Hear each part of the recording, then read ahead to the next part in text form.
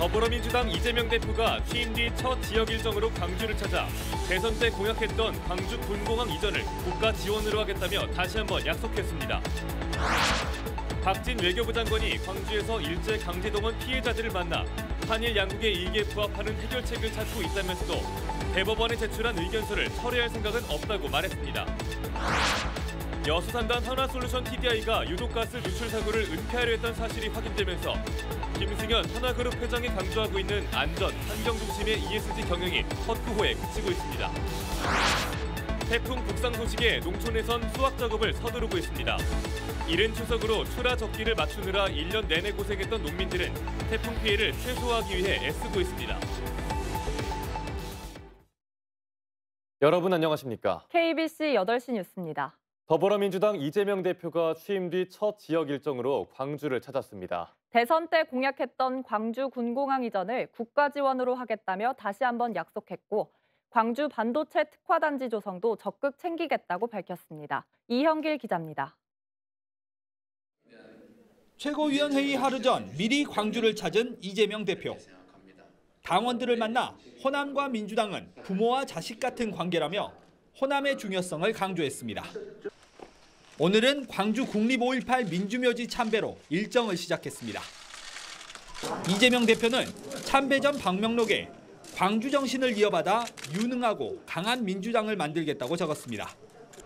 이어 광주에서 최고위원 회의를 열고 윤석열 정부의 지역균형 발전은 우려할 수준이라며 광주 군공항 이전과 반도체 특화단지 조성 등을 적극 지원하겠다고 약속했습니다.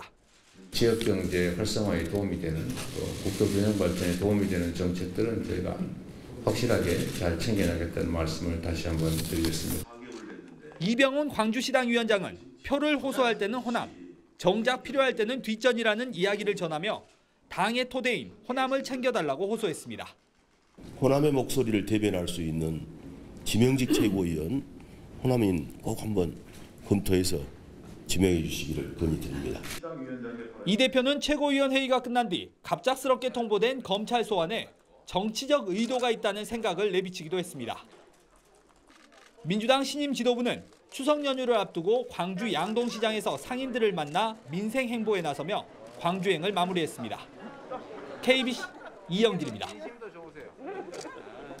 박진 외교부 장관이 오늘 광주를 찾아 일제 강제동원 피해자들을 만났습니다.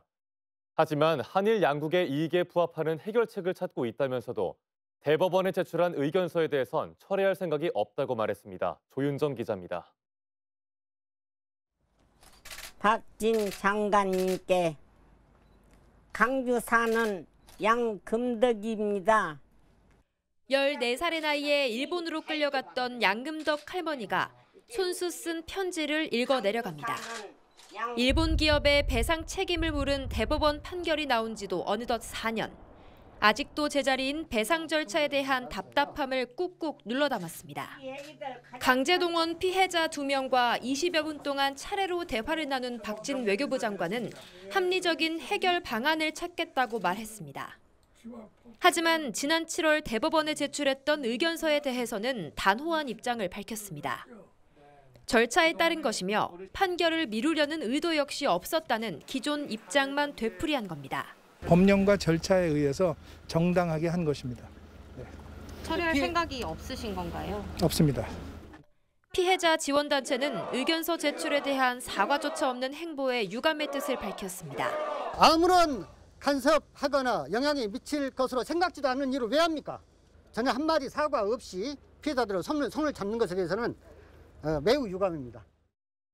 외교부가 소통을 강조하면서도 정작 피해자들의 요구는 외면하고 있어 박진 장관의 이번 광주행 역시 형식적인 피해자 달래기에 불과하다는 지적을 피할 수 없을 것으로 보입니다.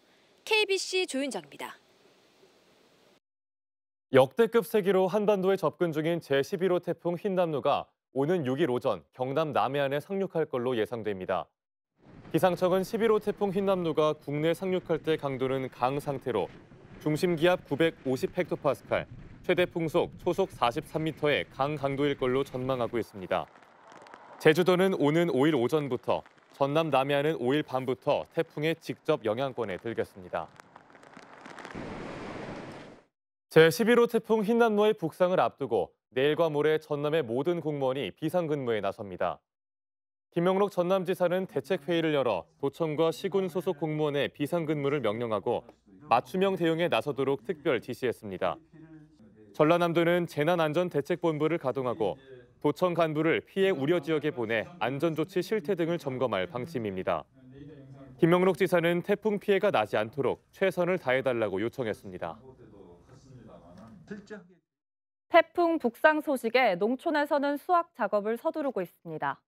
예년보다 이른 추석으로 출하 적기를 맞추느라 1년 내내 고생했던 농민들은 태풍 피해를 최소화하기 위해 안간 힘을 쓰고 있습니다. 신민지 기자가 현장을 다녀왔습니다. 나주 금천면의 배재배 농가입니다. 농민들이 가지마다 하얀 종이봉투를 뒤집어 쓴 배들을 수확하느라 분주합니다. 초강력 태풍이 북상한다는 소식에 수확 예정일을 앞당겨 작업에 돌입했습니다. 이른 수확 탓에 아직은 크게 자란 과실이 많지 않아 농민들의 고민이 큽니다. 수확은 시작됐지만 아직 적당한 크기로 자란 과일이 드물어 지금은 나무 하나에서 3-4개 정도가 수확되고 있습니다. 다가오는 초강력 태풍으로 혹시 가지가 끊어지지는 않을까, 지주대가 부실하지는 않을까 노심초사입니다. 최대한 이제 상품 가치가 있는 거 위주로 해가지고 먼저 이제 수확을 하고 있고요. 그 외에 이제 바람이나 그런 것 때문에 지금 이런 것들 이제 조금 더 타이트하게 잡아주고 지금 저희가 할 수 있는 건 그게 최선인 것 같아요. 추석을 앞두고 다가오는 가을 태풍에 수확을 앞둔 농촌의 마음이 분주해지고 있습니다. KBC 신민지입니다. 전남교육청은 태풍 흰남노의 북상에 따라 피해 예방을 위해 철저한 대비에 나섰습니다. 전남교육청은 오는 5일과 6일 학생들의 안전을 위해 단축 수업과 원격 수업 전환, 재량 수업 등 학사 일정을 학교장 재량으로 실시하도록 각급 학교에 권고했습니다. 도교육청은 24시간 비상근무 체제를 유지하면서 학교나 기관의 시설물 피해가 최소화될 수 있도록 재난 상황에 신속히 대응할 방침입니다. 여수산단 하나솔루션 TDI가 유독가스 누출 사고를 은폐하려 했던 사실이 확인되면서 김승현 한화그룹 회장이 강조하고 있는 안전, 환경 중심의 ESG 경영이 헛구호에 그치고 있습니다. 10조 원대 매출을 올리는 업체가 인체에 치명적인 유독가스를 누출하고도 일반 가정에서 가스가 누출된 정도로만 인식하면서 심각한 안전 불감증에 빠져 있다는 지적입니다. 박승현 기자가 취재했습니다. 여수산단 하나솔루션 TDI에서 기준치의 6배에 달하는 유독가스가 누출된 건 지난달 31일. 인명피해가 우려돼 대피령까지 내려진 상황이었지만 업체는 소방과 환경당국에 신고를 하지 않고 사고 은폐를 시도했습니다. 조치를 완료한 다음에 저희 쪽에 전화를 하셨네요. 김승현 하나그룹 회장은 안전 환경 중심의 ESG 경영을 줄기차게 강조하지만 현장에서는 헛구호에 그치고 있습니다. 올 초 여수산단 하나솔루션이 안전보건경영위원회를 출범시키고 화재나 가스 누출에 즉각적인 대응을 하겠다고 공언했지만 대응은커녕 은폐에만 몰두하는 모습을 보이고 있습니다. 하나솔루션 TDI는 황당한 변명만 늘어놓습니다.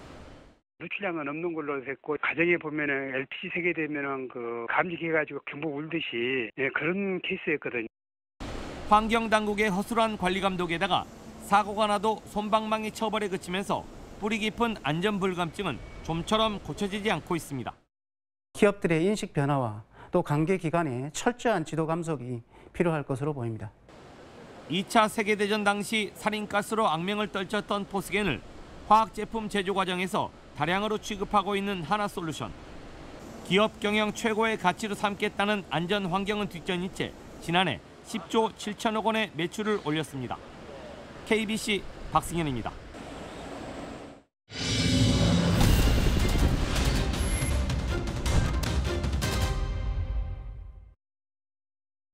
외국인이 많이 사는 지역을 경찰이 외사 안전구역이라는 이름으로 지정해 관리하고 있습니다.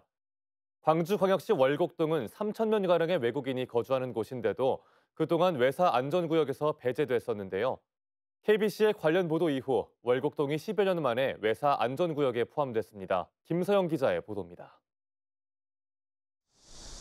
지난달 기준 전국의 외사 안전구역으로 지정된 곳은 28곳이었습니다.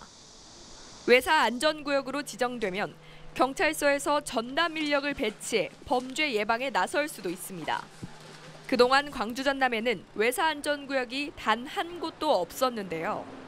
광주에서 외국인 수가 가장 많은 월곡동의 문제를 지적한 KBC의 보도 이후 경찰청이 광주시 월곡동을 외사 안전구역으로 지정했습니다. 이번에 월곡동이 외사 안전구역으로 지정되어서 매우 기쁘게 생각합니다. 그동안 주민들이 불안감이 높았는데 많은 주민분들이 안정감을 느끼실 것 같습니다. 광주경찰청은 오는 5일부터 월곡동을 외사 안전구역으로 분류해 관리할 계획이라고 밝혔습니다. 광주경찰청은 월곡동 외사 안전구역을 전담하고 관리할 외사 안전협력관을 배치하고 외사 치안협력위원회를 신설할 계획이라고 설명했습니다. 외국인 수가 늘어나면서 문화 차이로 인한 갈등 역시 늘어나고 있는 상황에 지자체도 힘을 합쳐 상생 방안을 만들어 나갈 계획입니다. 외국인 자율 방범대 활동을 늘리고 CCTV 등 안전 인프라를 더 구축해서 더 안전한 공동체가 될 수 있도록 노력하겠습니다. 외사 안전구역으로 지정되면서 내국인의 불안감은 줄이고 외국인의 적응을 지원하는 데 큰 도움이 될 것으로 기대됩니다. KBC 김서영입니다.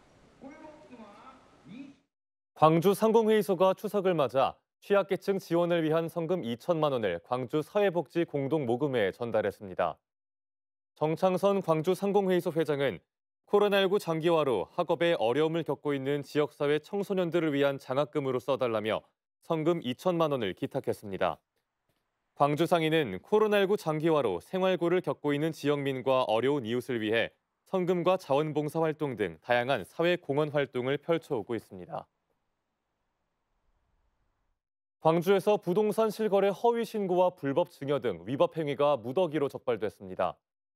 광주광역시는 지난 2020년 12월부터 지난해 8월까지 부동산 거래 계약 내용을 상시 모니터링해 부동산 불법 증여 의심자와 자금 출처 불분명자, 중개수수료 현금 영수증 미발행 등 모두 45건의 위법 행위를 적발했다고 밝혔습니다. 광주광역시는 앞으로도 부동산 시장의 거래 질서를 훼손하는 일부 투기 세력과 부동산 실거래 위법 거래 행위를 적극 적발해 나갈 방침입니다. 광주 북구 최대 규모의 체육시설인 북구 종합체육관이 문을 열었습니다. 광주 북구청은 오늘 광주광역시장과 국회의원, 주민 등 400여 명이 참석한 가운데 북구 종합체육관 개관식을 열고 오는 5일부터 시범 운영에 들어간다고 밝혔습니다. 북구 종합체육관은 광주 북구 체육시설 가운데 최대 규모인 지상 4층으로 구성돼 체력 인증센터와 야외 풋살장, 농구장 등을 갖추고 있습니다. 호남대학교가 식품 명인과 함께하는 대물림 프로젝트 수료식을 가졌습니다. 오늘 호남대학교에서 열린 수료식에서 40여 명의 수강생들은 명인에게 전수받은 요리법을 활용해 개발한 한식 디저트와 다식 고절판, 해조류 장아찌 세트 등 20여 종의 식품을 선보였습니다. 전통 음식의 계승과 개발을 위해 농림수산식품교육문화정보원 공모사업으로 진행된 이번 프로젝트는 지난 5월부터 16회에 걸쳐 명인에게 30종의 요리에 대한 실기 수업과 창업 멘토링을 받는 방식으로 진행됐습니다. 광주 지역 예술인들의 예술적 성과를 공유하는 아트 페스티벌이 개막했습니다. 내일까지 광주 5.18 민주광장 등에서 펼쳐지는 광주예총의 제13회 아트 페스티벌은 전쟁과 평화를 주제로 지구촌의 평화를 기원하는 국악과 무용, 연극 등 다양한 공연과 전시를 통해 시민들에게 평화의 가치에 대한 메시지를 전할 계획입니다. 또 다양한 문화예술 장르 간 융합과 소통을 통해 광주 예술시장의 대안을 모색해 나갈 계획입니다. 여수국제미술제가 오늘 여수세계박람회장에서 개막했습니다. 올해로 12회째를 맞는 여수국제미술제는 다음 달 3일까지 한 달 동안 푸른 구슬의 여정을 주제로 한국의 대표 작가 이승택 등 국내외 작가 43명, 120여 점의 작품을 전시합니다. 지난 2006년 시작한 여수국제미술제는 해마다 3만 명 이상이 관람하는 여수의 대표적인 미술 전시회입니다.